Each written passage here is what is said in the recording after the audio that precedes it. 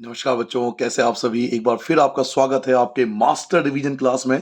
इस पूरे चैप्टर को बहुत शॉर्ट तरीके से, बहुत सिंपल तरीके से, बिल्कुल बच्चों की भाषा में पॉइंट टू पॉइंट कन्वर्ट कर लिया है।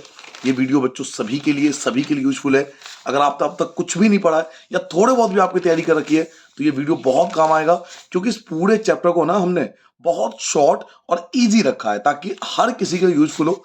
और अगर आपने 100% सिलेबस कर रखा है तो भी आपके लिए यूजफुल है, क्योंकि इसमें सब कुछ कवर करा है। एक्टिविटी बेस्ड क्वेश्चन जो आ रहे हैं आपके, उनको भी कवर करने का पूरा प्रयास किया हमने। तो 100% कंटेंट है, तो यूजफुल सबके लिए। तो चलिए एक बार फिर स्टार्ट करते हैं आपका एक नया चैप्टर बहुत ही शॉर्ट और इजी मेथड से, जिसका नाम है कार्बन एंड इट्स कंपाउंड।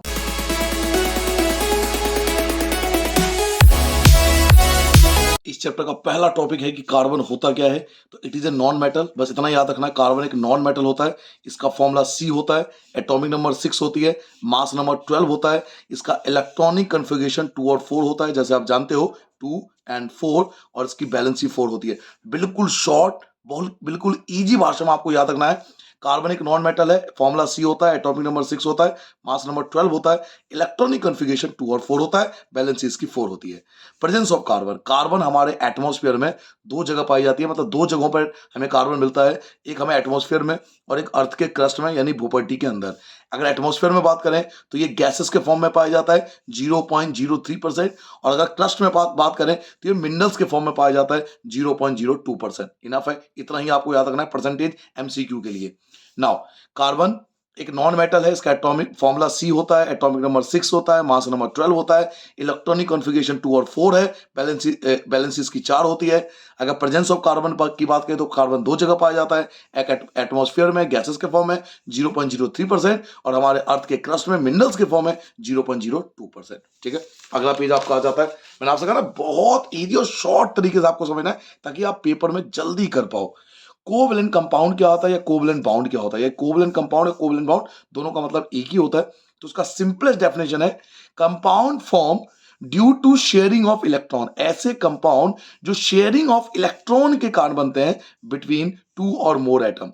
जब दो या दो से ज्यादा एटम्स के बीच में इलेक्ट्रॉन के शेयरिंग से जो कंपाउंड बनता है, they are called covalent bond या covalent compound. Now types of covalent bond की बात करें या टाइप्स ऑफ कोवलेंट कंपाउंड की बात करें तो कोवलेंट बॉन्ड को तीन कैटेगरी में बांटा जाता है: single bond, double bond, triple bond. Single bond को इस प्रकार से लिखा जाता है, डबल बॉन्ड को इस प्रकार से लिखा जाता है, ट्रिपल बॉन्ड को इस प्रकार से लिखा जाता है। नाउ सिंगल बॉन्ड क्या होता है? तो compound form due to sharing of one pair of electron, बस इतना याद रखना है, sharing of one pair of electron. Enough है, इतना याद रखोगे बहुत है। Sharing of one pair of electron, क्योंकि यही कीवर्ड होता है, सिंगल बॉन्ड का कीवर्ड ही यही है, sharing of one pair of electron between two atom. देखिए यहां पर carbon one pair of electron share कर रहा है, या हाइड्रोजन भी हमेशा one pair of electron share करता है। इस चीज को हम ऐसे भी लिख सकते हैं, सिंगल बॉन्ड को ऐसे भी लिखा जा सकता है, सिंगल बॉन्ड को ऐसे भी लिखा जा सकता है। दोनों तरीके से सिंगल बॉन्ड को लिखा जा सकता है। ये पेज कंप्लीट होता है, एक बार रिवाइज कर लेते हैं। कोवलेंट कंपाउंड क्या होता है? कंपाउंड फॉर्म ऐसा कंपाउंड जो बनता है due to sharing of electron, electron के शेयरिंग से, बिटवीन टू और मोर एटम, दो या दो से ज्यादा एटम में जब इलेक्ट्रॉन की शेयरिंग से कंपाउंड बनता है तो they are called covalent compound. Covalent compound के तीन टाइप्स होते हैं: single bond, double bond, triple bond. Single bond लिखने का तरीका, डबल बॉन्ड का, ट्रिपल बॉन्ड का। नाउ सिंगल बॉन्ड क्या होता है? तो sharing of one pair of electron, sharing of one pair of electron, ये सिंगल बॉन्ड के एग्जांपल है। आप इसको भी सिंगल बॉन्ड लिख सकते हो। ठीक है, नाउ अगला पेज आता है आपके लिए, मैं नेक्स्ट पेज आपके लिए लेके आता हूं, जो कि है डबल बॉन्ड। डबल बॉन्ड से शुरुआत होती है। डबल बॉन्ड होता क्या है? कंपाउंड फॉर्म ड्यू टू, बस ये याद कीजिए, sharing of two pair of electron, बस इनफ है आपके लिए, sharing of two pair of electron between two atom. अब देखिए डबल बॉन्ड ऐसे भी लिखते हैं, डबल बॉन्ड ऑक्सीजन हमेशा डबल बॉन्ड बनाता है। डबल बॉन्ड को आप ऐसे भी लिख सकते हो, चार क्रॉस लगा के, और डबल बॉन्ड आप ऐसे भी लिख सकते हो। तो ये सभी डबल बॉन्ड है, बस लिखने का मेथड जो है वो अलग अलग है। इसको डॉट स्ट्रक्चर, क्रॉस स्ट्रक्चर बोलते हैं, इसको डैश स्ट्रक्चर बोलते हैं, बट दोनों है ही डबल बॉन्ड। तो डबल बॉन्ड होता है sharing of two pair of electron. ऐसे ट्रिपल बॉन्ड क्या होगा? तो sharing of three pair of electron, बस इतना याद रखना है। Sharing of one pair of electron, single bond. Sharing of two pair of electron, double bond. Sharing of three pair of electron, triple bond. बहुत easy language लिखा गया है ताकि आपको जल्दी याद हो सके। ट्रिपल बॉन्ड को ये लिखने का ट्रिपल बॉन्ड तरीका ये भी है और ये भी है। आप छह तीन पेयर लगाओगे यानी छह क्रॉस आएंगे यहाँ पर। ट्रिपल बॉन्ड को आप ऐसे भी लिख सकते हो, नाइट्रोजन हमेशा ट्रिपल बॉन्ड बनाता है, आप ट्रिपल बॉन्ड को ऐसे भी लिख सकते हो 6 क्रॉस लगाकर।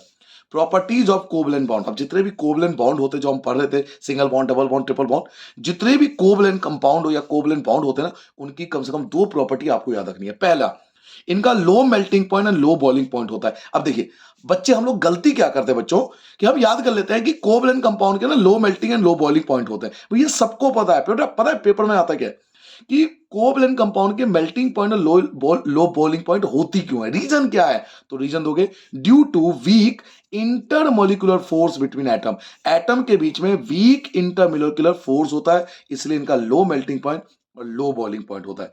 दूसरी प्रॉपर्टी अगले पेज पर आएगी, एक बार इसको रिवाइज कर लेते हैं। डबल बॉन्ड क्या होता है? तो डबल बॉन्ड होता है बच्चों sharing of 2 pair of electron, ये इसके डबल बॉन्ड के एग्जांपल्स हैं। ट्रिपल बॉन्ड क्या होता है? तो sharing of 3 pairs of electron, जब 3 पेयर शेयर होता है तो ट्रिपल बॉन्ड, ये ट्रिपल बॉन्ड के चारों आप लिख सकते हो, ये सेम है example. Now properties of covalent bond, ये कोवैलेंट कंपाउंड की 2 प्रॉपर्टी आपको याद रखनी है। पहली प्रॉपर्टी है कि इनका लो मेल्टिंग पॉइंट होता है और लो बॉइलिंग पॉइंट पूछा होता है। आप आपसे पूछेंगे ऐसा क्यों होता है, कोवैलेंट कंपाउंड के लो मेल्टिंग पॉइंट और लो बॉइलिंग पॉइंट क्यों होता है? तो बस इतना याद रखना, due to weaker intermolecular force, intermolecular force बहुत वीक होता है एटम्स के बीच में, इसलिए इसका लो मेल्टिंग पॉइंट और लो बॉइलिंग पॉइंट होता है। नाउ अगला पेज लेके आता हूं मैं, नेक्स्ट पेज देखिए आपके पास क्या है, ये पुअर कंडक्टर होते हैं इलेक्ट्रिसिटी के। जितने भी कोवैलेंट कंपाउंड हम पढ़ रहे हैं वो पुअर कंडक्टर इलेक्ट्रिसिटी के। फिर पूछा जाएगा क्यों पुअर कंडक्टर क्यों होते हैं, तो आप आंसर दोगे no charge particles are form, क्योंकि इसमें चार्ज पार्टिकल्स नहीं पाया जाता है। कोवैलेंट कंपाउंड में चार्ज पार्टिकल्स नहीं होते, इसलिए पुअर कंडक्टर होते हैं इलेक्ट्रिसिटी के। हाउ कार्बन अटेन या how carbon form covalent bond, अब इसको कई तरीके से लिखा जाता है। कार्बन कोवैलेंट कंपाउंड कैसे बनाता है, कार्बन कोवैलेंट बॉन्ड कैसे बनाता है, कार्बन नोबल गैस कॉन्फ़िगरेशन कैसे प्राप्त करता है, कुछ भी पूछ सकता है, अलग अलग तरीके हैं पूछने के, तो आप आंसर पे ध्यान दो। Carbon can not lose 4 electron, carbon ना 4 इलेक्ट्रॉन को लूज नहीं कर सकता। क्यों? क्योंकि 2 इलेक्ट्रॉन के पास इतनी एनर्जी नहीं होती कि वो 4 इलेक्ट्रॉन को निकाल सके। 2 electron does not have enough energy to lose 4 electron, 2 electron के पास इतनी ज्यादा कैपेसिटी नहीं है कि वो 4 इलेक्ट्रॉन को निकाल सके, तो कार्बन इसलिए 4 इलेक्ट्रॉन को लूज नहीं कर सकता। दूसरा सिचुएशन क्या है, carbon can not gain 4 electron. देखिए कार्बन के पास क्या है, 2 और 4, यही तो है ना इसका इलेक्ट्रॉनिक कॉन्फ़िगरेशन। आप सबको पता है कि नोबल गैस बनने के लिए लास्ट में या तो 0 हो या 8 हो। तो 0 कब होगा, जब ये 4 इलेक्ट्रॉन किसी को दे दे, और 8 इलेक्ट्रॉन क्या होगा, जब ये 4 इलेक्ट्रॉन किसी को दे दे। तो पहला पॉइंट है कि कार्बन ना अपना 4 इलेक्ट्रॉन लूज नहीं कर सकता, किसी को दे नहीं सकता। आपसे पूछेंगे क्यों नहीं दे सकता, क्योंकि 2 इलेक्ट्रॉन के पास इतनी एनर्जी नहीं होती कि वो 4 इलेक्ट्रॉन को रिमूव कर सके। अब ये 4 इलेक्ट्रॉन गेन भी नहीं कर सकता नोबल गैस बनाने के लिए। क्यों? क्योंकि 6 इलेक्ट्रॉन के पास इतनी ज्यादा एनर्जी या इतनी ज्यादा कैपेसिटी नहीं होती कि वो 4 और इलेक्ट्रॉन को, 4 एक्स्ट्रा इलेक्ट्रॉन को संभाल सके। 4 इलेक्ट्रॉन, जो 6 इलेक्ट्रॉन है, does not have enough energy, इसके पास इतनी ऊर्जा, इतनी कैपेबिलिटी, इतनी ज्यादा कैपेसिटी नहीं होती टू गेन 4 इलेक्ट्रॉन कि और ज्यादा 4 इलेक्ट्रॉन को संभाल सके। तो ना तो ये 4 इलेक्ट्रॉन लूज करता है, ना ही 4 इलेक्ट्रॉन गेन कर सकता है। तो फिर ये क्या करेगा, तो इस पे आखिरी ऑप्शन होता है ये इलेक्ट्रॉन को शेयर करे, और जो इलेक्ट्रॉन को शेयर करेगा वही कोवैलेंट बॉन्ड तो बनाएगा, यही हमने पढ़ा था। Hence carbon form covalent bond, इसलिए कार्बन कोवैलेंट बॉन्ड बनाता है बाय शेयरिंग इट्स इलेक्ट्रॉन, अपना इलेक्ट्रॉन शेयर करता है। कार्बन ना तो 4 इलेक्ट्रॉन लूज करता है ना 4 गेन करता है, ये अपना इलेक्ट्रॉन शेयर करता है, इसलिए इसको कोवैलेंट बॉन्ड कहते हैं।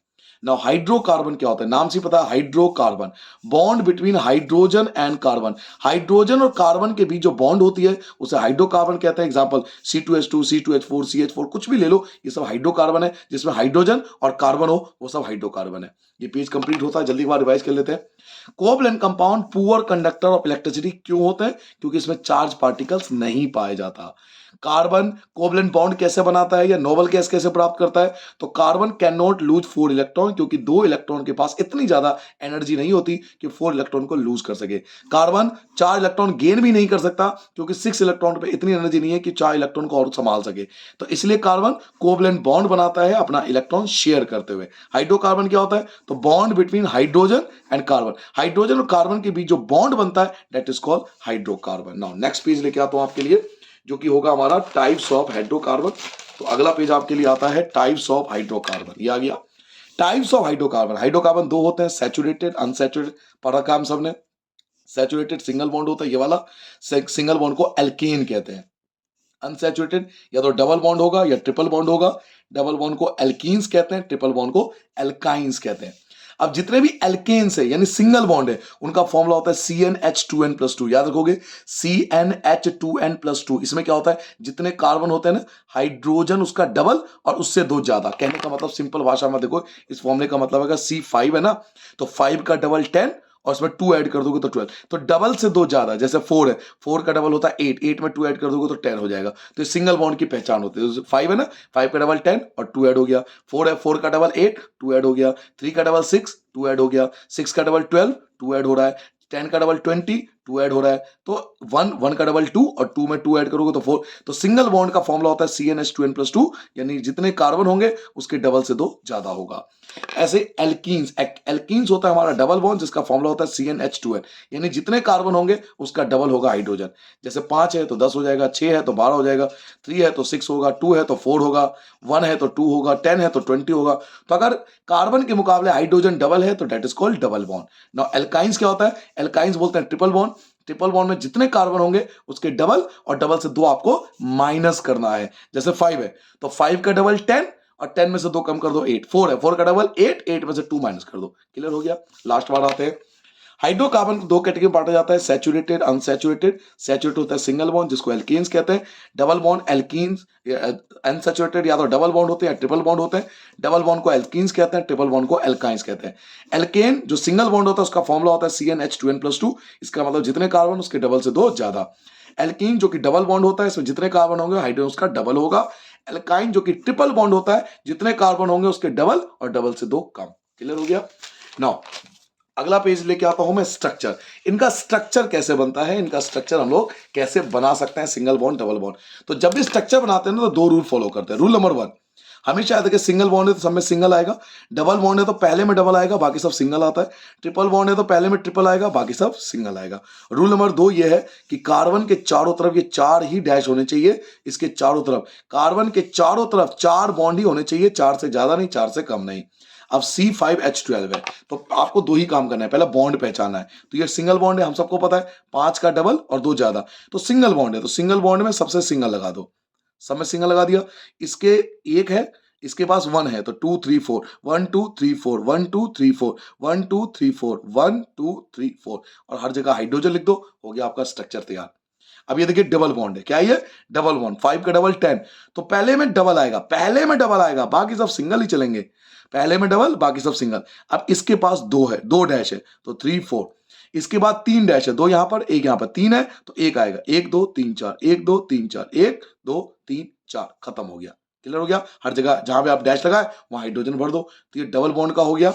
आप आराम से कर लेना क्योंकि रिवीजन क्लास है तो 2-3 एग्जांपल ही ले पाऊंगा मैं आपके लिए। आप मेरा मेन वीडियो देख लेना, उसमें मैंने बहुत सारे एग्जांपल लिए।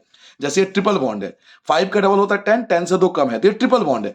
तो पहले में ट्रिपल आएगा, बाकी सब सिंगल ही होंगे। पहले में ट्रिपल, बाकी सब सिंगल। इसके बाद 3 बॉन्ड है, 3 है इसके बाद डैश, तो केवल एक कहीं भी लगा दो। इसके पास ऑलरेडी 4 हो चुके हैं, 3 ये और एक ये, ऑलरेडी 4 हो चुका है। 1 2 3 4, 1 2 3 4, 1 2 3 4, भर दो हाइड्रोजन। ठीक है, तो ये सब इसके स्क्रीनशॉट ले लेना, इसका स्क्रीनशॉट, इसका, ये सब पेपर में आए हुए कभी ना कभी, ये उन्हीं एग्जाम्पल है। ठीक है बच्चों, आगे बढ़ जाए। नाउ अब एक आता है स्ट्रक्चर का डॉट स्ट्रक्चर, इसको बोलते हैं डॉट एंड क्रॉस स्ट्रक्चर। ये तो सिंपल स्ट्रक्चर था, ये तो सिंपल स्ट्रक्चर आप देख रहे हो। एक होता है structure dot and cross structure का। रूल वही है, दो रूल वही है, बस स्ट्रक्चर इस टाइप से बनता है, इस तरीके से स्ट्रक्चर बनता है। इसमें करना क्या होता है मैं आपको बताता हूँ। पहले बॉन्ड की पहचान करो। 4 का डबल, 4 का डबल होता है 8 और 2 प्लस हो रहा है तो ये सिंगल बॉन्ड है। जब 2 प्लस होता है सिंगल बॉन्ड होता है। अब सिंगल बॉन्ड है तो 1 2 3 एंड 4, सिंगल बॉन्ड है तो सब में दो दो क्रॉस। सिंगल बॉन्ड का मतलब 1 पेयर, पेयर मतलब दो दो जोड़े। अब आपको इसके पास एक बॉन्ड है तो 2 3 4, 1 2 3 4, 1 2 3 4, 1 2 3 4, इसमें लगाओ dot cross, dot cross, dot cross, dot cross, सब में डॉट क्रॉस भर दो, सब में डॉट क्रॉस आप भर दो, और हर जगह आप हाइड्रोजन लगा दो। तो इस पर समय हाइड्रोजन भर दोगे तो आपका ये डॉट एंड क्रॉस मेथड तैयार हो जाएगा, ऐसा बनेगा। ऐसे अगर और एग्जांपल लेना चाहो तो एक आध में और आपको समझा देता हूं ताकि और अच्छे से क्लियर हो जाए। चलिए ये देखिए, ये डबल बॉन्ड है, दिख रहा है आपको डबल बॉन्ड है, ये डबल बॉन्ड है। तो मैं आपको स्ट्रक्चर बनाता हूं। देखिए 1 दो और ये तीन, तीन कार्बन है ना, डबल बॉन्ड है तो यहाँ पे 2 पेयर आएगा, डबल बॉन्ड का मतलब 2 पेयर, बाकी सब सिंगल पेयर ही होगा।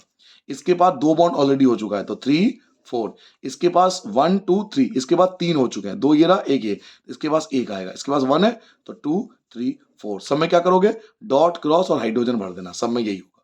क्लियर हो गया? ऐसे आप कोई भी बना सकते हो। तो मैं इतने सारे एग्जांपल नहीं ले पाऊंगा क्योंकि ये रिवीजन क्लास है, जैसे मैं बता चुका हूं आपको, हमारा काम है इस टाइम आपका रिवीजन करके देना। तो अगर आपको पूरा अच्छे डिटेल में समझना है तो उसके लिए आपको पूरा वीडियो देखना पड़ेगा। नाउ अगला आते हैं बच्चों, वर्सेटाइल नेचर ऑफ कार्बन की बात करते हैं। देखिए कार्बन के वर्सेटाइल नेचर में दो प्रॉपर्टी आता है, एक आता है कैटिनेशन, एक होता है टेट्रावैलेंसी। कैटिनेशन और टेट्रावैलेंसी दोनों में डिफरेंस क्या है? कैटिनेशन का मतलब होता है कि कार्बन कार्बन के साथ चेन स्ट्रक्चर, कार्बन कार्बन के साथ ब्रांच स्ट्रक्चर, कार्बन कार्बन के साथ रिंग स्ट्रक्चर, तीनों टाइप का स्ट्रक्चर बना सकता है और ये ऐसी प्रॉपर्टी केवल कार्बन के पास हो जाती है, इसे कैटिनेशन बोलते हैं। कैटिनेशन का मतलब है कार्बन कार्बन के साथ, अदर कार्बन के साथ chain structure, branch structure, ring structure, तीनों टाइप का स्ट्रक्चर बनाता है, इसको कैटिनेशन बोलते हैं। ये सबसे सिंपल तरीका है लिखने का। ऐसे ही टेट्रावैलेंसी, टेट्रावैलेंसी का मतलब होता है कि इसकी बैलेंसी जो होती है ना कार्बन की 4 होती है, और 4 बैलेंसी होने का बेनिफिट इसको ये मिलता है कि ये कार्बन कार्बन के साथ सिंगल बॉन्ड भी बनाता है, कार्बन कार्बन के साथ डबल बॉन्ड भी बनाता है, कार्बन कार्बन के साथ ट्रिपल बॉन्ड भी बनाता है, ये इसके लिए बेनिफिट है। तो कैटिनेशन में आपको याद रखना है, वर्सेटाइल नेचर ऑफ कार्बन में दो प्रॉपर्टी आती है, कैटिनेशन और एक टेट्रावैलेंसी। कैटिनेशन में आपको याद रखना है कि कार्बन कार्बन के साथ chain structure, branch structure, ring structure, तीनों स्ट्रक्चर बनाता है। और टेट्रावैलेंसी भी याद रखना है कि कार्बन की बैलेंसी 4 होती है, जिसकी वजह से ये single bond, double bond, triple bond बनाता है। नौ अगला टॉपिक आता है नोमेनक्लेचर, कि इनका नाम कैसे रहता है, कार्बन कंपाउंड का नाम कैसे रखा जाता है। तो आपको याद होगा मैंने आपको बताया था इसके 2 रूल होते हैं, मैं 2 रूल बता देता हूं।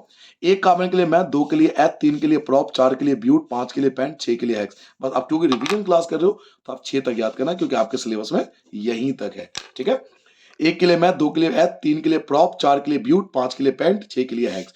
रूल नंबर 2 कहता है अगर सिंगल बॉन्ड, बॉन्ड पहचाना आता है, डबल से 2 जाता सिंगल, डबल तो डबल, और डबल ट्रिपल में क्या होता है, डबल से 2 कम। तो सिंगल बॉन्ड हो तो ए एन ई आता है नाम में, डबल बॉन्ड हो तो ई एन ई आता है, और ट्रिपल बॉन्ड हो तो वाई एन ई आता है। अब ये देखिए बहुत सारे एग्जाम्पल मैंने ले रखे हैं, तो मैं आपको 2-4 एग्जाम्पल आपको यहीं समझा देता हूं। जैसे मुझे इसका नाम रखना है, ठीक है, तो पहला रूल रूल याद रखिए, ये याद रखिए कि कार्बन कितने हैं, तो 4 कार्बन है, 4 कार्बन के लिए क्या आता है, तो ब्यूट आता है। बॉन्ड कौन सा है, तो डबल बॉन्ड है, डबल बॉन्ड के लिए क्या आता है, इन, तो ब्यूटीन, खत्म हो गया नाम। सिंपल तरीका ये है, आपको फॉर्मूला देके नाम भी पूछ सकता है और नाम देके फॉर्मूला भी पूछ सकता है। जैसे मैं आपसे पूछ लेता हूं, मैं आपसे पूछता हूं पेंटेन, इसका नाम बताओ, तो देखिए पेंट, पेंट कब आता है, जब पेंट होता है जब 5 कार्बन हो, तो 5 कार्बन, और ए एन ई होता है single bond, A N E क्या होता है, सिंगल बॉन्ड, और सिंगल बॉन्ड में क्या होता है, डबल से 2 ज्यादा, डबल यानी 10 और 2 ज्यादा यानी 12, तो C5H12 ये बन जाएगा। क्लियर हो गया? उल्टा ही पूछ सकता है, ये आप मैंने एग्जांपल ले रखे, फॉर्मूले से नाम, नाम से फॉर्मूले, कुछ भी आपसे पूछ सकता है। तो बेसिकली ये 2 रूल अगर आपको आते हैं तो आप नाम से स्ट्रक्चर, स्ट्रक्चर से फॉर्मूला कुछ भी बना सकते हो। अगला पेज आपके लेके आता हूं, इस टाइप के क्वेश्चन अक्सर आप पेपर में आते हैं कि आपको क्या करेंगे, फॉर्मूला दे देंगे, नाम पूछ लेंगे, स्ट्रक्चर पूछ लेंगे, कुछ भी पूछ सकता है, कुछ भी बनाने के लिए आ सकता है। जैसे पेपर में अभी आया था, पेपर में ये आया था, फॉर्मूला दिया हुआ था, उसका नाम स्ट्रक्चर पूछा था, ठीक है, प्रीवियस ईयर में से उठाया गया है। तो C4 यानी ब्यूट, और डबल बॉन्ड है तो ई एन ई, ब्यूटीन हो गया। अब स्ट्रक्चर बनाओगे, डबल बॉन्ड है तो डबल बॉन्ड में क्या होता था, पहले में डबल, बाकी सब सिंगल ही चलेगा, पहले में डबल, बाकी सब सिंगल। इस पे 2 है तो 3 4, इस पे 3 है तो 1, इस पे 1 2 3 4, 1 2 3 4 हो गया। ऐसे ये पेपर में आया था, इसका फॉर्मूला दे दिया, नाम और स्ट्रक्चर पूछा था। तो C5 है, C5 मतलब पेंट, और सिंगल बॉन्ड है, 5 का डबल 10 और 2 ज्यादा, तो ए एन ई, तो ये हो गया पेंटीन। क्या हो गया, पेंटीन। अब इसका स्ट्रक्चर बनाना है, क्योंकि सिंगल बॉन्ड है तो सब में सिंगल लगा दो, सिंगल बॉन्ड है सब में सिंगल। इस पे 1 है 2 3 4, 1 2 3 4, 1 2 3 4, 1 2 3 4, 1 2 1 2 3 4 हो गया। ऐसे ब्यूटाइन, तो ब्यूट, ब्यूट मतलब C4, और आइनिक ट्रिपल बॉन्ड, तो 4 का डबल कर दो 8 और 2 कम कर दो 6, ये हो गया। अब ट्रिपल बॉन्ड है तो पहले में ट्रिपल, बाकी सब सिंगल ही चलेगा। इस पे 3 है तो 1 लगा दो, इस पे 4 ऑलरेडी हो गए, 1 2 3 4, 1 2 3 4, तो ये स्ट्रक्चर बन गया। तो ऐसे पेपर में आता है ना, फॉर्मूला देकर नाम, नाम से स्ट्रक्चर उल्टा भी कर सकते हैं। ठीक है, कर लोगे? समझ में आ गया क्या करना है? तो नाम, स्ट्रक्चर, स्ट्रक्चर, फॉर्मूला कुछ भी बोल लेते हैं, यही मैंने एग्जांपल लिया यहाँ पर। इतना बड़ा चैप्टर नहीं है, आप लोगों ने फालतू में इसको हुआ बना रखा है, इतना डिफिकल्ट नहीं है, अगर चीजों को समझोगे तो आपको बहुत आसान लगेगा। ये ऑफलाइन क्लास में मैंने करा रखी है, मैं एक बार दोबारा ले आता हूं आपके लिए। चलिए, हेट्रो एटम क्या होता है? What is hetero atom? Hetero atom कहते कैसे गए? तो एटम और ग्रुप ऑफ एटम, ऐसे एटम या group of atom that replace hydrogen. Simple definition याद रखिए, ऐसे एटम या ग्रुप ऑफ एटम जो रिप्लेस करता है किसको? हाइड्रोजन को, इन कार्बन कंपाउंड। ये देखिए मैंने एग्जांपल लिया है, यहां पर देखिए सब कुछ हाइड्रोजन है, यहां भी हाइड्रोजन होता था ना, लेकिन हाइड्रोजन की जगह क्लोरीन आ गया, तो इसे बोलेंगे हेट्रो एटम, जो हाइड्रोजन को रिप्लेस करता है। एटम और ग्रुप ऑफ एटम्स, ऐसे एटम या group of atom that replace hydrogen, जो हाइड्रोजन को रिप्लेस करता है उसे बोलते हैं हेट्रो एटम। इसी से बनता है फंक्शनल ग्रुप। ये फंक्शनल ग्रुप क्या होता है? तो hetero atom change the properties of carbon compound. ये जो हेट्रो एटम होते हैं ये कार्बन कंपाउंड की प्रॉपर्टीज को बदल देते हैं। हेट्रो एटम, ये जो हेट्रो एटम है changes the properties of carbon compound, ये कार्बन कंपाउंड की प्रॉपर्टी को बदल देते हैं, उसके नेचर को बदल देते हैं, चेंज कर देते हैं। नाउ आगे आते हैं बच्चों फंक्शनल ग्रुप के टाइप्स ऑफ फंक्शनल ग्रुप। तो फंक्शनल ग्रुप के 5 टाइप है, 5 कैटेगरी में, डिफरेंट कैटेगरी में बांटा जाता है। सबसे पहला हैलोजन, फिर अल्कोहल, फिर एल्डिहाइड, फिर कीटोन, फिर कार्बोक्सिलिक एसिड। चारों पांचों की पहचान याद कर लो। अगर सिंगल बॉन्ड Cl हो, क्लोरीन हो, सिंगल बॉन्ड ब्रोमीन हो, सिंगल बॉन्ड आयोडीन हो, सिंगल बॉन्ड फ्लोरीन हो, तो ये सब होता है हैलोजन। अगर सिंगल बॉन्ड OH है तो अल्कोहल है। अगर C के साथ डबल बॉन्ड O और सिंगल बॉन्ड H हो तो एल्डिहाइड है। अगर C के साथ डबल बॉन्ड O है और कुछ भी नहीं है तो कीटोन है। अगर C के साथ डबल बॉन्ड O है और सिंगल बॉन्ड OH है तो वो कार्बोक्सिलिक एसिड है। तो ये सबकी पहचान याद रखनी है, क्योंकि आगे इसी के बेस पर आप नाम रख पाओगे, तो इनकी पहचान याद कर लेना। नाउ एग्जाम्पल देखिए, एग्जाम्पल कैसे काम करता है। जैसे ही आपको ये दे दिया और आपको फंक्शनल ग्रुप पहचाना है, तो फंक्शनल ग्रुप देखिए हर जगह हाइड्रोजन है लेकिन यहां नहीं है, तो यहां से पकड़ा जाएगा। ये C के साथ डबल बॉन्ड O और आगे पीछे कुछ नहीं है, तो C के साथ डबल बॉन्ड O और आगे पीछे कुछ नहीं है, देखिए ये रहा, तो ये कीटोन की पहचान है। ठीक है, ऐसे देखिए ये आ गया डबल बॉन्ड O हो, सिंगल बॉन्ड OH हो, double bond O single bond OH, ये देखिए डबल बॉन्ड O और सिंगल बॉन्ड OH, तो हमने पकड़ लिया कार्बोक्सिलिक एसिड वाला है। ठीक है, डिवाइस करने के बाद फंक्शनल ग्रुप के 5 कैटेगरी होते हैं। हैलोजन, हैलोजन की पहचान होती है Cl, B, I और F से। क्लोरो, ब्रोमो, आयोडो, फ्लोरो बोलते हैं।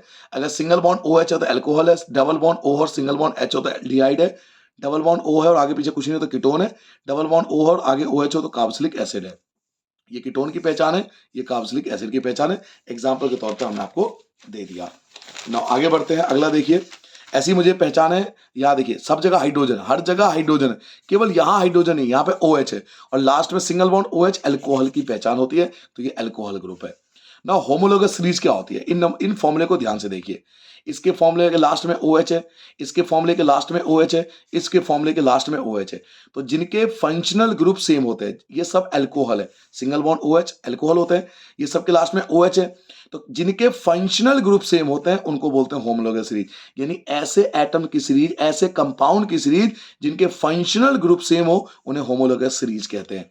It is a series of carbon, ये कार्बन की ऐसी सीरीज होती है, कार्बन कंपाउंड की ऐसी series which have the same functional group, जिनका सेम फंक्शनल ग्रुप होता है उन्हें होमोलोगस सीरीज कहते हैं। अब होमोलोगस सीरीज की कुछ प्रॉपर्टीज होती है जो आपको एज इट इज याद करना है। बहुत सिंपल तरीके से बताऊंगा, बहुत इजी लैंग्वेज में, ताकि बिल्कुल शॉर्ट तरीके से याद हो जाए, और बिलीव मानिए आप पूरा लिख के आना, ये नंबर पूरे मिलते हैं। Properties of homologous series. Homologous series की पहली प्रॉपर्टी, इसका सेम फंक्शनल ग्रुप होता है सबका। इसका फॉर्मूला होता है CnH2n+2 सिंगल बॉन्ड वाला। डिफरेंस ऑफ 14 यूनिट मास, हमेशा 14 यूनिट मास का डिफरेंस होगा बिटवीन ईच कंपाउंड। हर एक कंपाउंड के बीच में 14 यूनिट मास का डिफरेंस होगा, यानी हर बार 14 यूनिट मास इंक्रीज होता जाता है।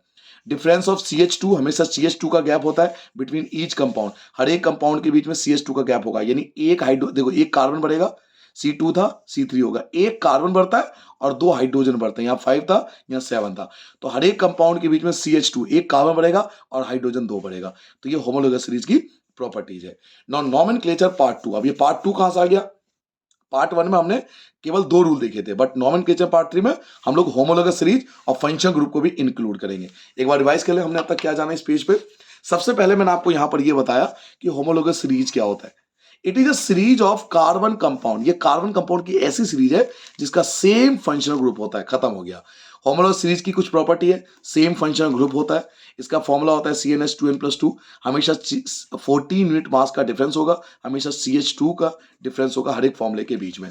नॉमेनक्लेचर पार्ट 2 में वही याद रखिए, एक कार्बन के लिए मैथ, 2 के लिए एथ, 3 के लिए प्रोप, 4 के लिए ब्यूट, 5 के लिए पेंट और 6 के लिए एस। बस 6 तक याद कर लीजिए, ये पता ही पहले ही पढ़ चुके हो, ये सब तो पहले ही पढ़ चुके हो, पीछे पढ़ चुके हो आप।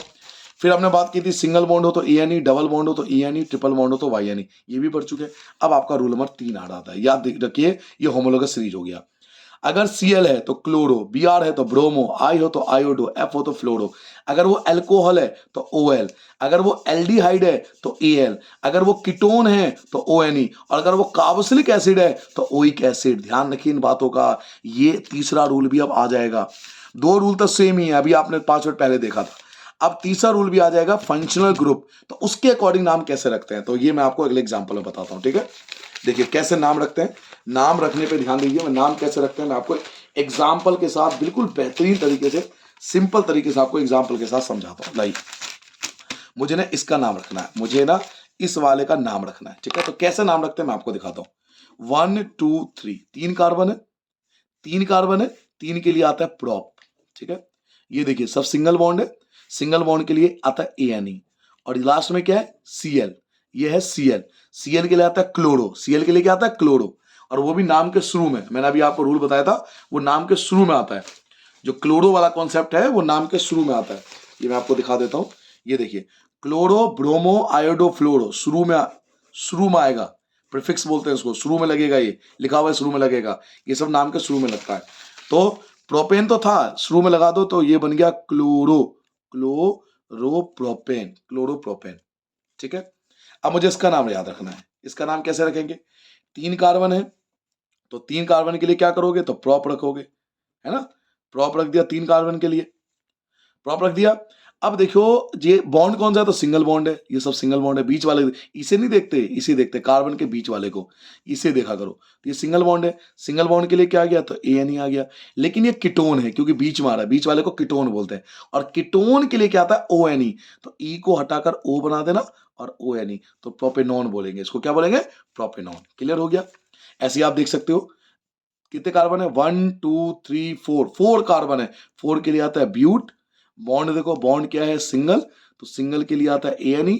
और ये देखिए लास्ट में डबल बॉन्ड O और सिंगल बॉन्ड H, ये होता है एल्डिहाइड। एल्डिहाइड में Al आता है, तो E हटाकर Al, E हटाकर Al, तो ब्यूटेनल क्या बन जाएगा, ब्यूटेनल। ऐसे ही आप पेंटेनॉल का बना सकते हो। ये सब प्रीवियस ईयर में आ चुके हैं। मैं वो एग्जांपल लेके आता हूं जो प्रीवियस ईयर के पेपर में अगर आप देखोगे उठाकर ना, तो ये सब आ चुके हैं। ना आगे लेके आता हूं अगला आपके लिए। नेक्स्ट आपके लिए क्या है, हाँ जी अगला पेज आ जाओ जी भैया जी, आ गए। ऐसे ही आपसे पूछेगा प्रोपेनोइक एसिड का, तो ये सब आप बना सकते हो, आपको तरीका पता होना चाहिए, ये सब आप बना सकते हो ना। अगला टॉपिक आता है आइसोमेरिज्म। आइसोमेरिज्म क्या होता है, तो पेंटेन को ध्यान से देखिए। पेंटेन को लिखने का एक तरीका ये है, पेंटेन को लिखने का दूसरा तरीका यह है कि कार्बन 4 लिख दो, पांचवा नीचे यहां पे ले आओ दूसरे नंबर पर। पेंटेन को एक लिखने का तरीका है कि पांचों कार्बन को लाइन से चलाओ, 4 कार्बन को सीधे चलो, 5वें कार्बन को इसके नीचे, या तो शुरू में दूसरे के नीचे या इधर से दूसरे के नीचे, कोई भी लिख सकते हो। दूसरा तरीका ये है। और पेंटेन को लिखने का तीसरा मेथड ये है, ये देखिए केवल 3 कार्बन लिखिए, एक ऊपर लिखिए एक नीचे आ गया। तो पेंटेन नाम सेम है, फॉर्मूला सेम है, लेकिन स्ट्रक्चर अलग अलग है। यही आइसोमेरिज्म की पहचान है। Compound which have similar chemical formula, जिनके सेम केमिकल फॉर्मूला हो बट डिफरेंट स्ट्रक्चर, लेकिन स्ट्रक्चर अलग अलग हो, उनको आइसोमेरिज्म के नाम से जाना जाता है। अब देखिए एलोट्रॉप्स ऑफ कार्बन क्या होता है बच्चों। कार्बन के ना प्योर फॉर्म को एलोट्रॉप्स बोलते हैं। Allotropes is the pure form of carbon, ऐसे कार्बन जिसमें केवल कार्बन ही हो और कार्बन के अलावा कुछ ना हो। तो साइंस में कार्बन के 3 एलोट्रॉप्स होते हैं, वो है डायमंड, ग्रेफाइट, बकमिस्टर, फुल्लिन। याद रखिए कार्बन के 3 एलोट्रॉप्स होते हैं, डायमंड, ग्रेफाइट, बकमिस्टर, फुल्लिन। थोड़ा सा पढ़ लेते हैं इनके बारे में। डायमंड ये एक एलोट्रॉप्स है कार्बन का, पहली पढ़ चुके हैं। इसमें एक कार्बन के साथ 4 कार्बन ज्वाइंट होता है। ये हार्डेस्ट सब्सटेंस है, बहुत हार्ड होता है, हाई मेल्टिंग पॉइंट होता है और हाई बॉइलिंग पॉइंट होता है। क्लियर हो गया। बहुत सिंपल याद रखना है, कोई भारी भरकम चीज याद नहीं रखनी। आइसोमेरिज्म क्या होता है, जिसका सिमिलर केमिकल फॉर्मूला हो लेकिन डिफरेंट स्ट्रक्चर हो, इसको आइसोमेरिज्म कहते हैं। एलोट्रॉप्स क्या होते हैं, तो 3 एलोट्रॉप्स होते हैं, डायमंड, ग्रेफाइट, बकमिस्टर, फुल्लिन। डायमंड के बारे में क्या बताया, तो ये एलोट्रॉप्स है कार्बन का, इसमें एक कार्बन के साथ 4 कार्बन ज्वाइंट होता है। यह हार्डेस्ट सब्सटेंस होता है, इसका हाई मेल्टिंग पॉइंट होता है और हाई बॉइलिंग पॉइंट होता है। ऐसे ही अगर ग्रेफाइट की बात करें तो ये भी एलोट्रॉप्स ऑफ कार्बन का, लेकिन इसमें एक कार्बन के साथ 3 कार्बन ज्वाइंट होते हैं। ये बहुत सॉफ्ट होता है और ये गुड कंडक्टर होता है इलेक्ट्रिसिटी का। ठीक है, आगे बढ़ जाए। लास्ट एलोट्रॉप्स था बकमिस्टर फुल्लिन, जिसको C60 बोलते हैं शॉर्ट में। It is allotropes of carbon, ये भी कार्बन का एलोट्रॉप्स है, इसमें एक कार्बन के साथ 60 कार्बन जॉइंट होता है, ये फुटबॉल लाइक शेप होता है। और अमेरिकन आर्किटेक्ट थे जिनका नाम था बकमिनिस्टर फुलर, उनके नाम पे इसको रखा गया था। कुछ स्पेशल स्ट्रक्चर आपको याद रखना है। वाटर का स्ट्रक्चर, ये वाटर का स्ट्रक्चर होता है, बीच में ऑक्सीजन, इधर हाइड्रोजन। कार्बन डाइऑक्साइड का स्ट्रक्चर, बीच में कार्बन रखना है, इधर डबल बॉन्ड ओ। सल्फर का स्ट्रक्चर, ये सल्फर का स्ट्रक्चर आप देख सकते हो, ऐसा बनाना है आपको सल्फर का स्ट्रक्चर। ये कुछ स्पेशल स्ट्रक्चर है जो आपको अलग से, वाटर, कार्बन डाइऑक्साइड, सल्फर, एक और आएगा बेंजीन वगैरह भी आगे। हाँ आ गया बेंजीन, आ गया, लीजिए एक और आ गया बेंजीन। तो इसका स्ट्रक्चर भी याद रखना है। बेंजीन में क्या होता है कि आपको 6 कार्बन होता है, इसका फॉर्मूला भी होता है। बेंजीन का फॉर्मूला होता है C6H6। तो 6 कार्बन बना होते हैं, 1 2 3 4 5 6, ऐसे बनाना 6। फिर एक सिंगल, एक डबल, एक सिंगल, एक डबल, एक सिंगल, एक डबल, हर किसी में एक एक एच लगा दो, हर किसी के पास एक एक एच दे दो, तो ये बेंजीन का फॉर्मूला आपका तैयार हो जाएगा। साइक्लिक हाइड्रोकार्बन याद रखिए, साइक्लिक हाइड्रोकार्बन में जितने भी हाइड्रोजन होंगे, जितने भी कार्बन होंगे, उसका डबल होगा। साइक्लिक हाइड्रोकार्बन में जितने कार्बन होंगे उसका डबल होगा हाइड्रोजन। अब इसका नाम पहचान कैसे होती है, तो हर एक साइक्लिक हाइड्रोकार्बन में साइक्लो वर्ड लिखा होता है पहले। जैसे साइक्लोब्यूटेन है, तो आप समझ जाओ कि इसका स्ट्रक्चर गोल बनेगा। कैसे बनेगा फॉर्मूला ये बताता हूं। देखो ब्यूटेन, ब्यूटेन है ना, तो ब्यूट C4 और ANE है। तो अभी बताया था साइक्लिक में वो वाला फॉर्मूला लगता है जो आप सोचो कि double double bond, triple bond. इसका फॉर्मूला ये है, हाइड्रोजन डबल करना है आपको, तो C4 है तो H8 होगा, ठीक है। ये रहा फॉर्मूला साइक्लो का, साइक्लो पर लगा हुआ है ना, तो ये फॉर्मूला लगता है। तो ये इस तरह से, अब इसके स्ट्रक्चर बनाने हैं तो 1 2 3 4 कहीं भी लिख दो। और हमने पढ़ा है सिंगल बॉन्ड ऐसे लगाता है हर जगह सिंगल। अब क्योंकि इसके बाद देखिए 2 है, आगे पीछे 2 डैश है ना, तो 2 यहाँ आएगा, 2 यहाँ पे आएगा, 2 यहाँ आएगा, 2 यहाँ पे आएगा। तो यही चीज बनाएगा, कैसे भी बना लो आप, इस चीज को ऐसे भी बना सकते हो, ये अलग अलग नहीं है, सब एक ही चीज है। अल्टीमेटली साइक्लिक का मतलब है जहां से शुरू किया था वहीं खत्म होना चाहिए। ऐसी साइक्लोपेंटेन, पेंट है तो C5 होगा। अब C5 है तो H10 होगा। तो आप 10 5 C जो है 5 है, 1 2 3 4 5, single bond single bond single bond single bond single bond. इसके बाद 2 है तो 3 4, 1 2 3 4, 1 2 3 4, 1 2 3 4, 1 2 3 4 बन गया, ठीक है। ये साइक्लिक का था। नाउ आगे आते हैं chemical properties of carbon compound. Carbon compound की 4 केमिकल प्रॉपर्टी होती है। कार्बन कंपाउंड की 4 केमिकल प्रॉपर्टी होती है, कंबस्टन, ऑक्सीडेशन, एडिशन रिएक्शन और सब्स्टिट्यूशन रिएक्शन। अब इसको बहुत शॉर्ट में हमें समझना है।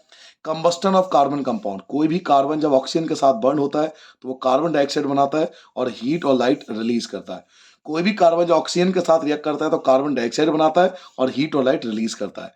बर्निंग ऑफ सैचुरेटेड हाइड्रोकार्बन, याद रखो बच्चों, जब भी सैचुरेटेड हाइड्रोकार्बन को बर्न करते हैं ना, जब भी सैचुरेटेड हाइड्रोकार्बन को बर्न करते हैं तो क्लियर ब्लू फ्लेम बनता है। याद रखना आपको, क्लियर ब्लू फ्लेम बनता है, बिल्कुल नीली ज्वाला निकलती है, आग जो होती है ना वो ब्लू कलर का निकलता है जब भी सैचुरेटेड हाइड्रोकार्बन को जलाते हैं।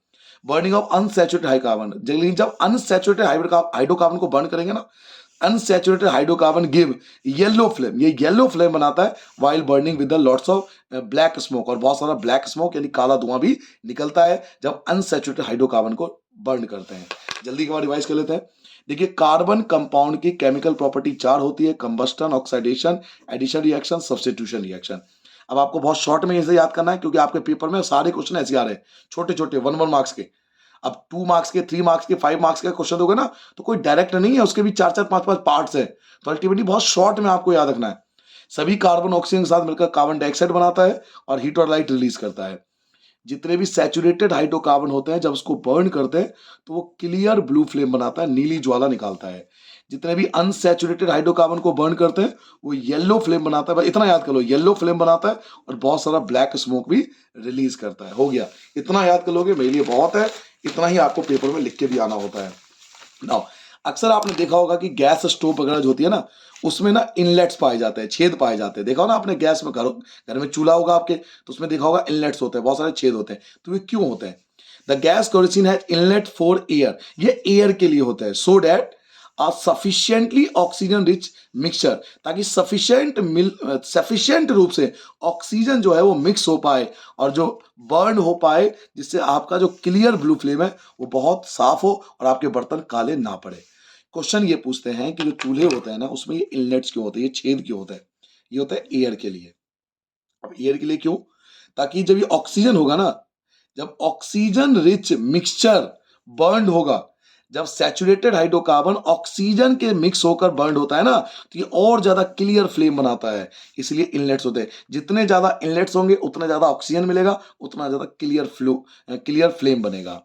ऑक्साइडिंग एजेंट, ये ऑक्साइडिंग एजेंट कौन होते हैं? कौन होता है ऑक्साइडिंग एजेंट? बहुत बच्चे मुझसे पूछने आते हैं कि सर ये ऑक्साइडिंग एजेंट बड़ा कंफ्यूज करता है, ये होता कौन है? तो मैं आपको बताता हूँ। ऑक्साइड पर इसको अलग कर लेता हूँ, ये पढ़ाने में थोड़ी आसानी होती है मुझे। चलिए, ऑक्साइडिंग एजेंट क्या होता है? Some substances are capable of adding oxygen to other. कुछ ऐसे सब्सटेंस होते हैं जो ऐड कर सकते हैं अपना ऑक्सीजन किसी और को, तो जो अपना ऑक्सीजन किसी और को दे सकता है उन्हें ऑक्साइडिंग एजेंट कहते हैं। डेफिनेशन से बेहतर पता है क्या? एग्जाम्पल, जी हाँ, इसका बेस्ट एग्जाम्पल है एल्कलाइन पोटेशियम पर मैग्नेट। याद रखिए, एल्कलाइन पोटेशियम पर मैग्नेट, जिसका फॉर्मूला होता है KMnO4, एल्कलाइन पोटेशियम पर मैग्नेट। दूसरा ऑक्साइडिंग एजेंट का एग्जाम्पल है acidified potassium dichromate, acidified potassium dichromate, जिसका फॉर्मूला होता है K2Cr2O7। ये दूसरा ऑक्साइडिंग एजेंट है। अल्कोहल जो है वो उनको कन्वर्ट किया जाता है कार्बोक्सिलिक एसिड में। कैसे? अल्कोहल्स को कन्वर्ट किया जाता है कार्बोक्सिलिक एसिड में, कैसे? तो अल्कोहल, जिसको हम अल्कोहल को जब ऑक्साइडिंग एजेंट के प्रेजेंस में हीट करोगे, जब अल्कोहल को ऑक्साइडिंग एजेंट के प्रेजेंस में हीट करोगे तो वो कार्बोक्सिलिक एसिड में कन्वर्ट हो जाएगा। तो अल्कोहल को कार्बोक्सिलिक एसिड में कन्वर्ट करने के लिए उसको हम ऑक्साइडिंग एजेंट के प्रेजेंस में हीट करते हैं तो वो कार्बोक्सिलिक एसिड में कन्वर्ट हो जाता है। दोबारा एक बार रिवाइज कर लेते हैं कि जो गैस और स्टोव होते हैं उसमें इनलेट्स क्यों होते हैं? एयर के लिए, ताकि ऑक्सीजन जो है वो मिक्स हो पाए आपके गैस के साथ, जिससे वो और ज्यादा क्लियर ब्लू फ्लेम बनाता है। ऑक्साइडिंग एजेंट कौन होता है? जो अपना ऑक्सीजन किसी और को दे देता है। एग्जांपल क्या है? तो एल्कलाइन पोटेशियम परमैंगनेट और एसिडिफाइड पोटेशियम डाइक्रोमेट।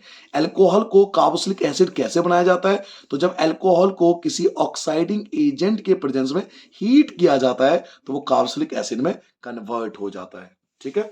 नाउ अगला टॉपिक है हाइड्रोजिनेशन। ये हाइड्रोजिनेशन का मतलब क्या है सर? हाइड्रोजिनेशन क्या होता है? बहुत ज्यादा एग्जांपल आता है, एग्जांपल इसके याद कर लेना। जितने भी अनसैचुरेटेड हाइड्रोकार्बन है उसमें हम अगर हाइड्रोजन ऐड कर देंगे कैटलिस्ट के प्रेजेंस में, जब अनसैचुरेटेड हाइड्रोकार्बन में हाइड्रोजन के प्रेजेंस में कैटलिस्ट को ऐड कर जाता है, यानी अनसैचुरेटेड में हाइड्रोजन को ऐड कर दो तो वो सैचुरेटेड हाइड्रोकार्बन कन्वर्ट हो जाता है। If hydrogen is added to unsaturated hydrocarbon, याद करने की जरूरत कैसे? याद कर लो ना भाई। अरे भाई मैं कह रहा हूं इसको याद कर लो आप, इसकी जरूरत ही नहीं पड़ेगी। यही देखो, यही चीज कह रहा है। हाइड्रोजन को ऐड किया जाता है अनसैचुरेटेड हाइड्रोकार्बन में in the presence of catalyst, किसी कैटलिस्ट के प्रेजेंस में, तो इससे क्या होता है? सैचुरेटेड हाइड्रोकार्बन बन जाता है। अब इतना सारा ये याद करने की नीड ही क्या है? इसे याद कर लो ना बस कि अनसैचुरेटेड हाइड्रोकार्बन में जब कैटलिस्ट के प्रेजेंस में हाइड्रोजन ऐड करेंगे तो सैचुरेटेड बन जाएगा, खत्म हो गया। इसका एग्जांपल देखिए, hydrogenation of vegetable oil. Vegetable oil के अंदर हाइड्रोजन ऐड किया जाता है निकल के प्रेजेंस में वेजिटेबल घी बनाने के लिए। वेजिटेबल ऑयल के अंदर हाइड्रोजन ऐड किया जाता है निकल के प्रेजेंस में वेजिटेबल घी बनाने के लिए। अब वेजिटेबल ऑयल और एनिमल फैट में देखिए थोड़ा सा फर्क होता है। जितने भी वेजिटेबल ऑयल होते हैं वो अनसैचुरेटेड होते हैं। फिर दोबारा सुनिए, वेजिटेबल ऑयल अनसैचुरेटेड होते हैं, एनिमल फैट सैचुरेटेड होते हैं। वेजिटेबल ऑयल जो अनसैचुरेटेड है वो हमारे लिए गुड फॉर हेल्थ होता है, हेल्थ के लिए फायदेमंद होता है, जबकि एनिमल फैट जो सैचुरेटेड होता है वो हमारी हेल्थ के लिए हार्मफुल होता है, ज्यादा मात्रा में खाएंगे तो नुकसान करेगा। क्लियर हो गया।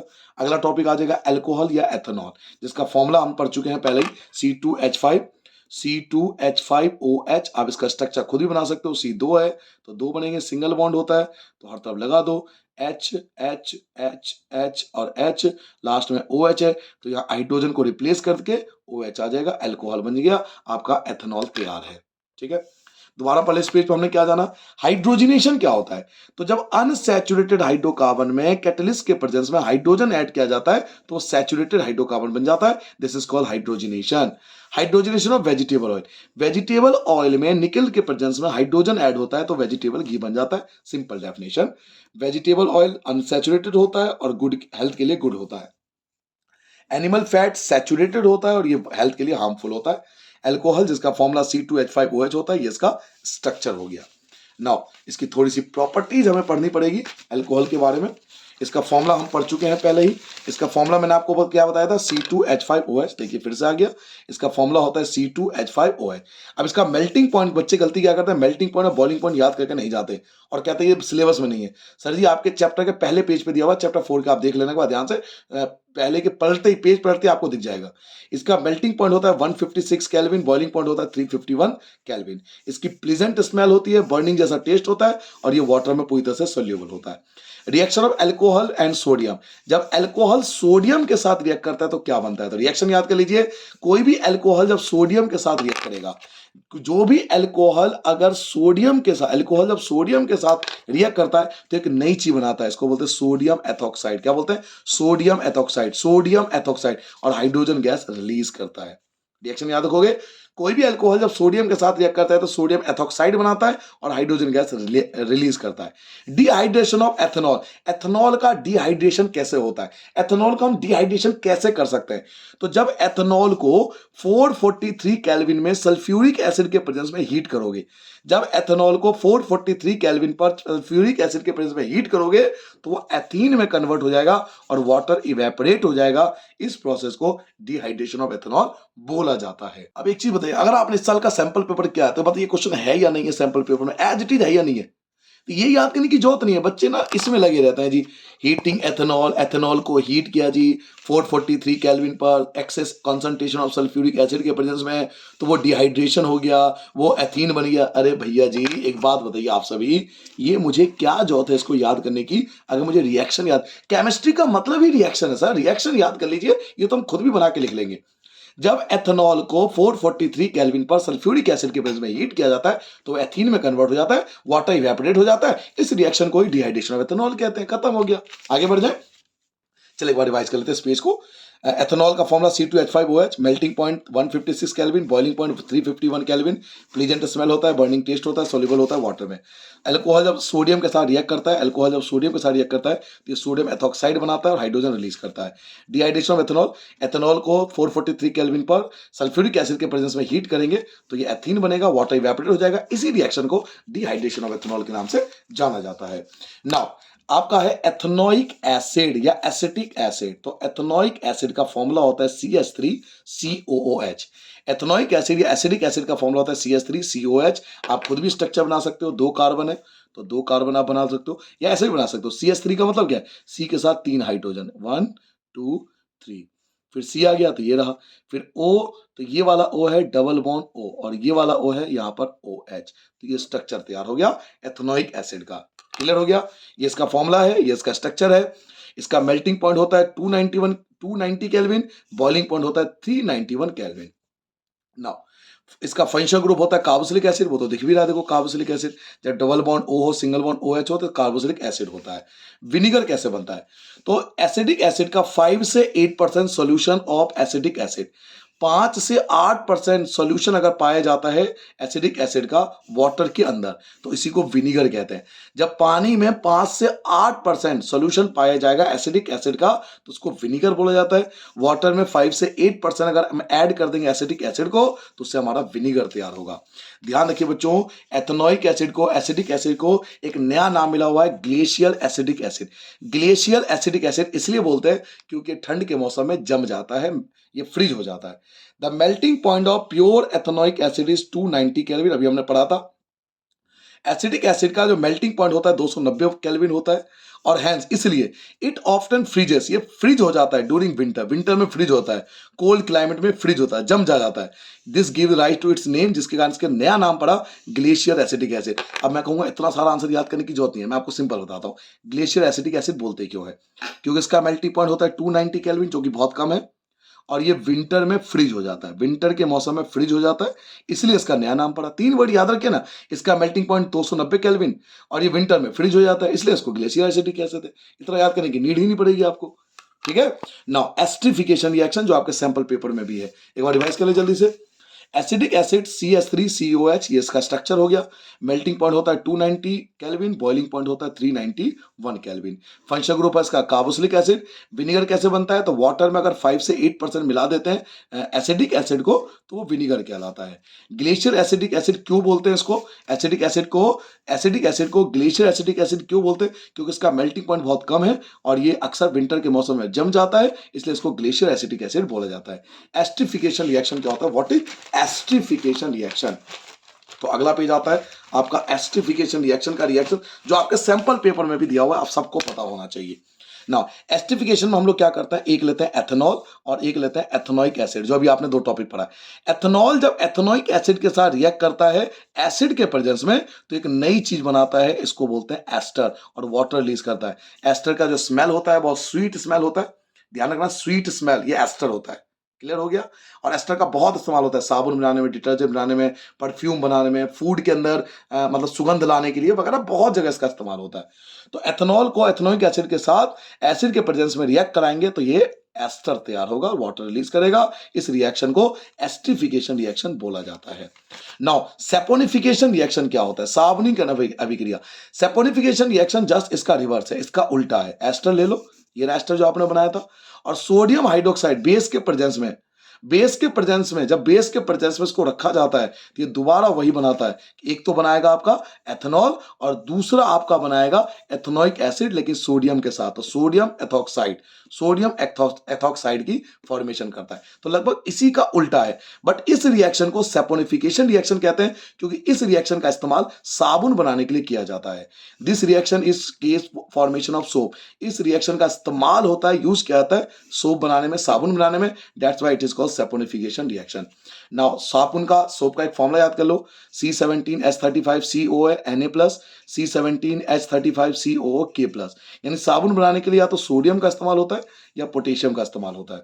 The molecule of soap and, जब मॉलिक्यूल होते हैं ना सोप के, या तो वो सोडियम से बनता है या पोटेशियम से बनता है। देखिए ये लिखा हुआ, ये रहा, या तो सोडियम से बनेगा या पोटेशियम से बनेगा। Salt of long chain carboxylic acid, और लॉन्ग चेन का ये सब होता है कार्बोक्सिलिक एसिड का लॉन्ग चेन, ये जो पीछे का पार्ट है। तो साबुन बनाने के लिए एक तो सोडियम और पोटेशियम का सॉल्ट चाहिए और दूसरा लॉन्ग चेन चाहिए कार्बोक्सिलिक एसिड का। सोप मॉलिक्यूल के दो पार्ट्स होते हैं, पार्ट्स ऑफ सोप मॉलिक्यूल। साबुन के मॉलिक्यूल के दो पार्ट होते हैं, एक को बोलते हैं एक होता है हाइड्रोफिलिक, एक होता है हाइड्रोफोबिक। एक होता है हाइड्रोफिलिक, एक होता है हाइड्रोफोबिक। ये वाला पार्ट जो होता है ये हाइड्रोफिलिक कहलाता है, और ये जो पार्ट होता है चेन सा, इसको हाइड्रोफोबिक कहते हैं। इस वाले पार्ट को आयनिक पार्ट्स भी बोलते हैं, इस वाले पार्ट्स को कार्बोक्सिलिक एसिड भी बोलते हैं। ये वाला पार्ट जो होता है ना, स्पेयर वाला पार्ट, ये सोडियम या पोटेशियम से बनता है, और ये वाला जो पार्ट होता है वो कार्बोक्सिलिक एसिड, जो COOH पढ़ा था आपने, उससे बनता है। जो हाइड्रोफिलिक पार्ट है, ये जो हाइड्रोफिलिक पार्ट आप पढ़ रहे हो, ये पानी के अंदर जाता है, और जो हाइड्रोफोबिक पार्ट है ये आपका डर्ट की तरह भागता है। ठीक है, आगे आएगा ये टॉपिक, अभी हम पढ़ेंगे इसके टॉपिक। मैं जरा पेज ले लूं एक सेकंड के लिए। हाँ मेरे पास आ गया। देखिए cleaning action of soap and detergent, ये सोप एंड डिटर्जेंट है, क्लीनिंग एक्शन करते कैसे, मतलब सफाई क्रिया कैसे करते हैं, जो ये डर्ट को साफ करते हैं वो कैसे करते हैं। तो इसके लिए क्या होता है, डर्ट जो होता है ना मोस्टली वो ऑयली नेचर का होता है। डर्ट जो होता है मेनली ऑयली नेचर का होता है, और जितने भी हाइड्रो आपने पढ़ा था, इसके बारे में अभी पढ़ा था मैंने, आपको बताया था, इसे हाइड्रोफोबिक बोलते हैं। हाइड्रोफोबिक वाला पार्ट जो है डर्ट की तरफ जाता है, और हाइड्रोफिलिक पार्ट जो है वो वाटर, देखो लिखा हुआ है वाटर की तरफ भागता है, ये वाला पार्ट। इस पूरे को मिसल स्ट्रक्चर बोलते हैं। क्या बोलते हैं इसको, मिसल स्ट्रक्चर। तो कार्बोक्सिलिक एसिड वाला पार्ट, यानी ये लॉन्ग चेन वाला पार्ट डर्ट की तरफ जाता है, और ये पुल आउट कर देता है किसको, डर्ट को। ये डर्ट को खींच लेता है, खींच के बाहर निकाल लेता है। बिल्कुल शॉर्ट में याद रखिए, आप इतना भी लिखे होगे तो टीचर नंबर दे देगा। आप इसे बना के लिखोगे पूरे देखो ये तरीका नहीं है कि आप रट के आंसर लिख रहे हो, आप अपनी तरफ से आंसर बना सकते हो, कोई दिक्कत नहीं, नंबर पूरे मिलते हैं। मोस्टली डर्ट ऑयली होता है, ये मिसल स्ट्रक्चर बनाता है, जिसमें जो कार्बोक्सिलिक एसिड वाला पार्ट है ये डर्ट को पुल आउट कर लेता है, खींच लेता है। और ये वाला जो पार्ट है हाइड्रोफोबिक वाला पार्ट, हाइड्रोफिलिक वाला पार्ट, ये वाला पार्ट गोल वाला, ये वाटर में जाके मिल जाता है। क्लियर हो गया, वाटर में सोडियम पोटेशियम मिल जाता है और इससे इमल्शन तैयार होता है। आप चाहो तो अगर आपको नहीं बना के लिखना तो फिर आप याद कर लो, ऐसे ये भी लिख रखा है मैंने। The molecule of soap, soap का जो मॉलिक्यूल होता है वो सोडियम और पोटेशियम सॉल्ट होता है, लॉन्ग चेन कार्बोक्सिलिक एसिड से बनता है। आयनिक एंड जो होता है सोप का वो अट्रैक्ट होता है वाटर की तरफ, जबकि कार्बोक्सिलिक पार्ट जो है वो अट्रैक्ट होता है ऑयल की तरफ। ये वाला जो पार्ट है ना कार्बोक्सिलिक एसिड, ये ऑयल की तरफ अट्रैक्ट होता है, और ये वाला जो पार्ट है आयनिक वाला पार्ट, ये जो गोल वाला पार्ट है, ये वाटर की तरफ अट्रैक्ट होता है।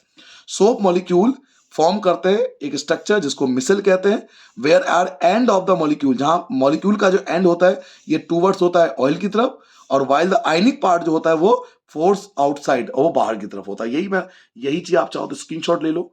अगर आप एज इट इज याद करो तो बहुत अच्छा, नहीं तो आप खुद भी इसे बनाकर लिख सकते हो। ये बना के लिखने के लिए जो बच्चे एज इट इज याद करना चाहते हैं NCERT का, उसका आंसर ये है। क्लियर हो गया। नाउ अब यही चीज आगे देखिए क्या होता है कि जैसे ही जो कार्बोक्सिलिक एसिड वाला पार्ट ऑयल में घुलता है और जो गोल वाला आयनिक पार्ट है वाटर में मिलता है, तो दिस फॉर्म एन इमल्शन, इससे एक इमल्शन बनता है वाटर के अंदर।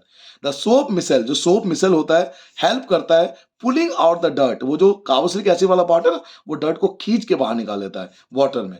And we can wash our cloth clean, और हमारे कपड़े साफ हो जाते हैं।